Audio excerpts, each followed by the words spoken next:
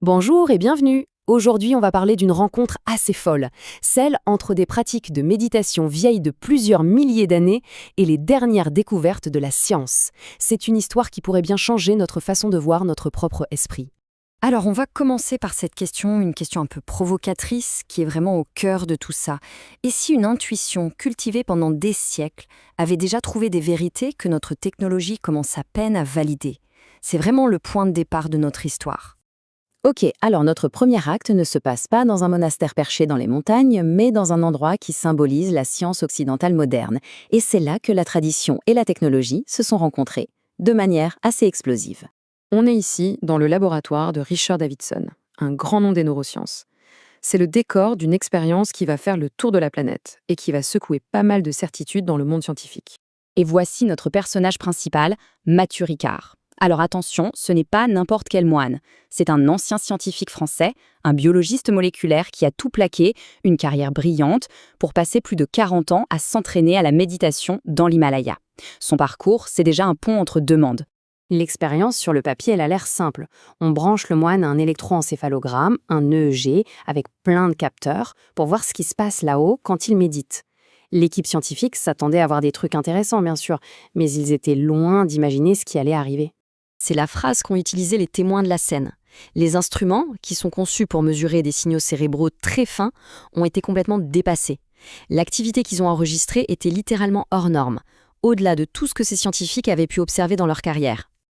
Alors, qu'est-ce que les machines ont vu, concrètement? D'abord, une explosion d'ondes gamma. Ces ondes sont liées à l'attention, à la conscience, à la perception. Et puis surtout, une activité incroyablement élevée dans le cortex préfrontal gauche. Il faut savoir que cette zone est connue pour être le centre des émotions positives. Et là, l'asymétrie entre le côté gauche et le côté droit était tellement énorme qu'elle redéfinissait les limites de ce qu'on croyait possible.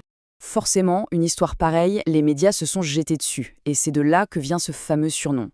Un titre que Mathieu Ricard, lui, trouve un peu réducteur, et qu'il n'aime pas trop d'ailleurs. Mais au-delà de l'anecdote, les données, elles, étaient bien là, et ça posait une question fondamentale. Mais comment est-ce que c'est possible? Eh bien, la réponse, elle se trouve dans une véritable révolution qui a complètement transformé les neurosciences. C'est l'idée que notre cerveau n'est pas une machine figée, mais plutôt une sorte de pâte à modeler vivante et super adaptable. Pendant très très longtemps, on a cru que le cerveau adulte était statique, que voilà, une fois l'enfance terminée, les circuits étaient en place et ne bougeaient plus. Mais on sait maintenant que c'est tout le contraire. Notre cerveau est incroyablement malléable. Il peut être sculpté et redessiné par nos expériences, nos pensées, nos actions, tout au long de notre vie. Ce phénomène, ça a un nom, la neuroplasticité. Et le point vraiment crucial à comprendre, c'est que ce n'est pas juste une belle image, c'est un processus physique, bien réel, mesurable. Le cerveau se muscle, littéralement. De nouvelles connexions entre les neurones se créent, d'autres deviennent plus fortes, c'est la base de tout apprentissage et de tout changement. Et le cas de Mathieu Ricard n'est pas un cas isolé, loin de là. D'autres recherches le confirment. Par exemple, les travaux de Sarah Lazar, une chercheuse à Harvard, ont montré que les gens qui méditent régulièrement ont plus de matière grise, c'est-à-dire plus de neurones, dans des zones super importantes pour l'attention et la gestion des émotions. C'est la preuve que le cerveau s'entraîne et se renforce. D'accord, on se dit 40 ans de méditation dans l'Himalaya, c'est impressionnant, mais c'est un peu hors de portée pour le commun des mortels, non? Est-ce qu'il faut forcément une vie entière pour voir des changements? La science répond très clairement non. 8. Voilà le chiffre clé. Pas 8 ans, pas 8 mois, 8 semaines. C'est le temps qu'il faut pour commencer à observer des changements physiques qu'on peut mesurer dans le cerveau.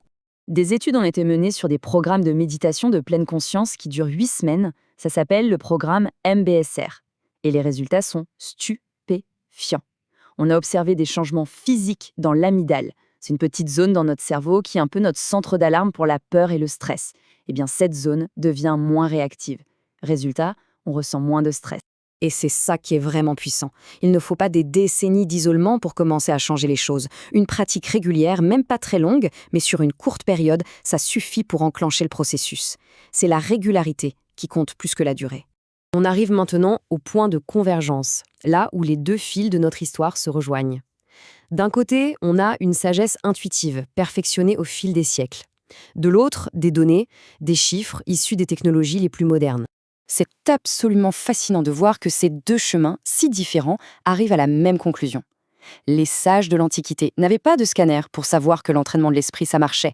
Ils l'observaient en eux. Aujourd'hui, la science ne fait que valider, avec des données objectives, ce que cette intuition avait compris depuis bien longtemps.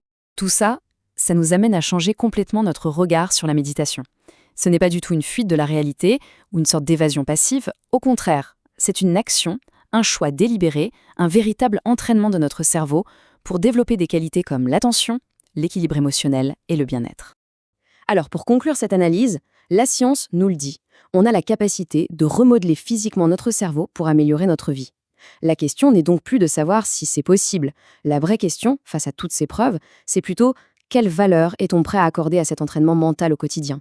C'est la réflexion que toutes ces découvertes nous invitent à avoir.